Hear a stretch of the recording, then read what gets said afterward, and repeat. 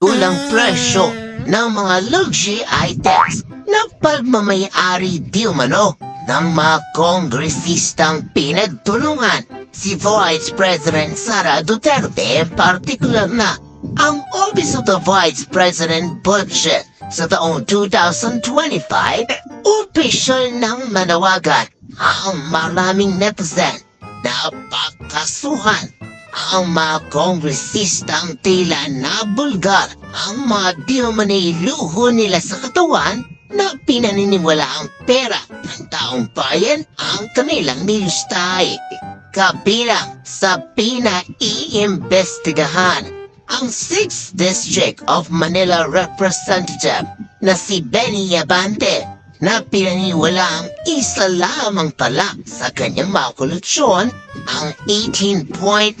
million peso Cadillac Escalade na tila daig pa raw ang celebrity dahil bibihira raw at tanging mga milyonaryo lamang ang nakakabili nito. O kabilang ang controversial congresswoman from Marikina na si Stella Kimbo na noon ay tila napakasimple raw ng pananamit at halos hindi mo makitaan ng mga mamahaling gamit. Ngunit tila ngayon, bukod sa kanyang mga alahas at perlas, pinaniniwala ang higit pa sa 15 million pesos ang nilustay diwa nito para makabili ng mga limited edition na mga mamahaling bag, relo, at hindi magbilang na property na noong 2012 ay nakapagtataka kung bakit lumobo ang ari-arihan ng mag-asawang Kimbo.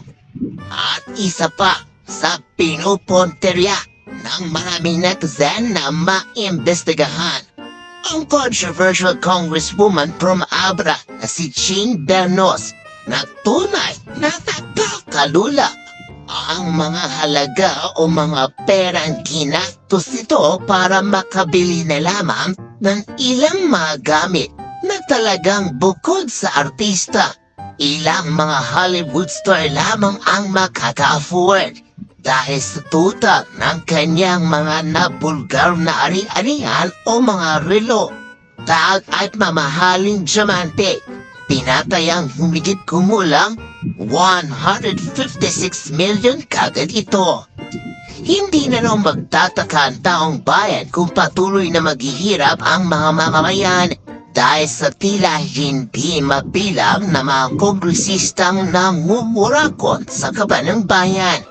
Ngunit para sa kanila, hindi raw dapat manatili ang mga ito sa pwesto, lalo't unti-unti nang napipikol ang maraming Pilipino. Kaya't ngayon pa lamang, pinepetasyon ng maimbestigahan ang mga controversial congresswoman na si Stella Kimbo, Representative from Abra, Jean Bernas, at 6th District of Manila Representative Benny Abante dahil tiyak raw ang taong bayan na hindi lamang ito ang kanilang mga ari-arian. Baka raw magulat pa raw ang maraming Pilipino sa dami ng mga tiyunay na kulimbad nila sa tao. Kaya't nararapat lamang na pa-imbestigahan ang mga tiyunay pinaniniwalaang kawatan.